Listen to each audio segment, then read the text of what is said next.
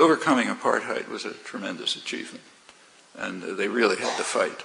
I mean, you may remember, you probably don't remember because it was kept quiet, but in 1988, which is right before the fall of apartheid, the Reagan administration, the Pentagon, Colin Powell's Pentagon, characterized the African National Congress, Nelson Mandela, as one of the more notorious terrorist groups in the world.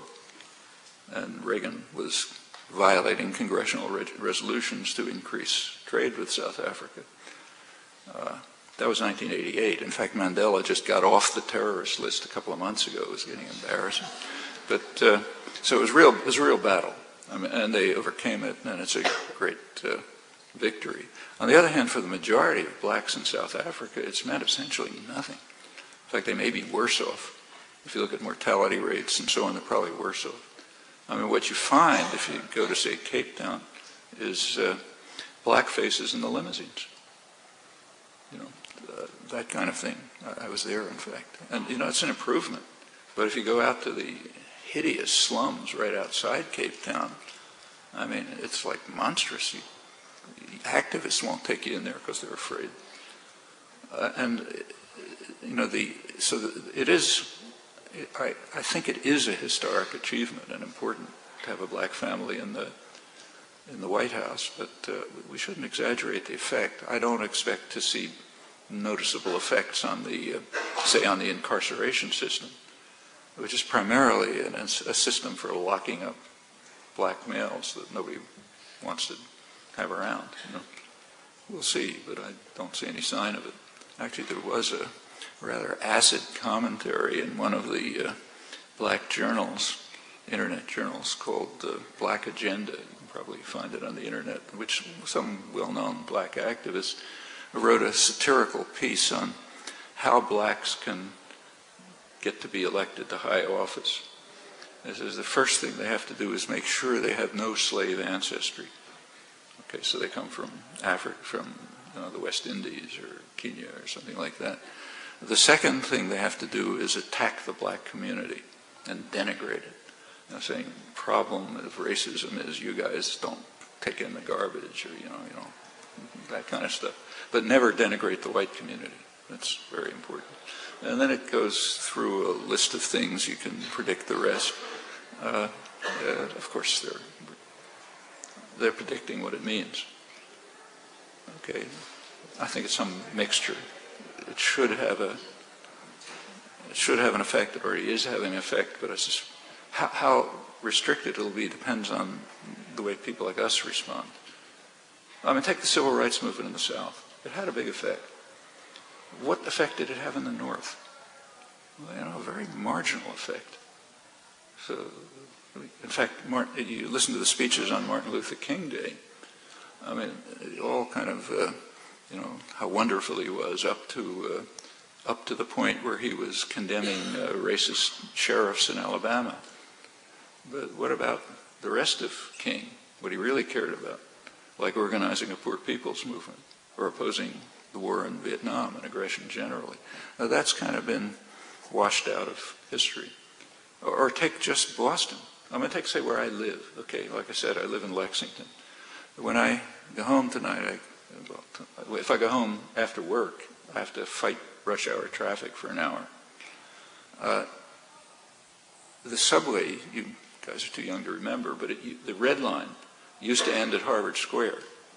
In the 1970s, there was a plan to extend it to the western suburbs, like where I live. If it had been extended to the western suburbs, it would take me 10 minutes to get home, and everybody else in Lexington, pretty wealthy professional community.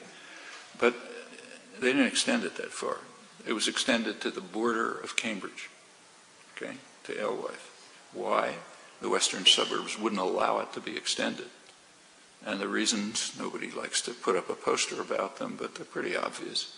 It's better to spend 2 hours a day fighting rush hour traffic than to face the threat that a black kid might be walking around Lexington Center. Okay, that's the North, after the Civil Rights Movement. And it's characteristic of a lot of things. There's a long way to go. Thank you. order to get Professor Chomsky home on time, we're going to take one more question. Okay, you pick, so I won't be. Oh. They can criticize you. I can get out of here. Oh. Okay. We'll just go to that side. Over here? Yeah. Thank you. Yeah, I was wondering how far or how much can an individual push for social change before they've impeded on somebody else's right to remain, I guess, somewhat apathetic? I mean, obviously violence is too far, but can you ask too much or try to change too much to the point where you're impeding on somebody's, I guess, right to remain asleep or somewhat naive? Well, any kind of social change that advances rights usually steps on somebody's toes. Like take ending slavery. I mean, stepped on the toes of the slave owners. Okay, and if you look back, it wasn't an open and shut case. I mean, the slave owners had arguments, and some of the arguments are not so easy to answer. For one thing, they say, look, you're violating property rights. I mean, I bought this guy. We're supposed to like property rights. So how can you take away my property? That's unconstitutional. Furthermore, the slave owners argued that they were being benevolent. It was the northern manufacturers who were immoral. And their argument is not unreasonable.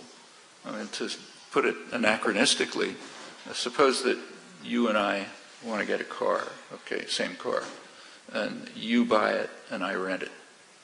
Okay, come a year later and see which car is in better shape. It'll be yours because you own it. It's your property. You take care of it.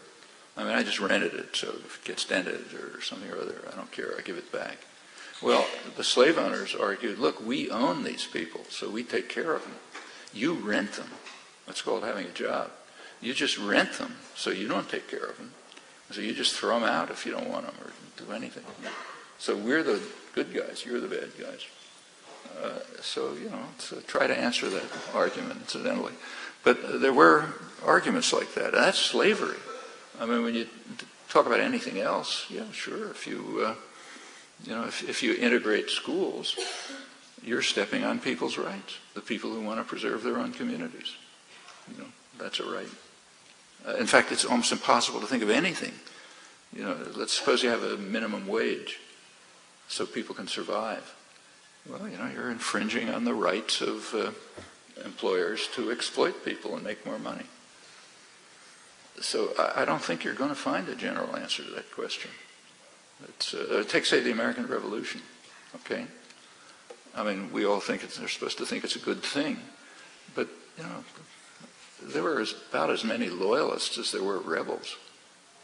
The country was probably divided roughly a third. A third rebels, a third loyalists, a third didn't care, the usual story.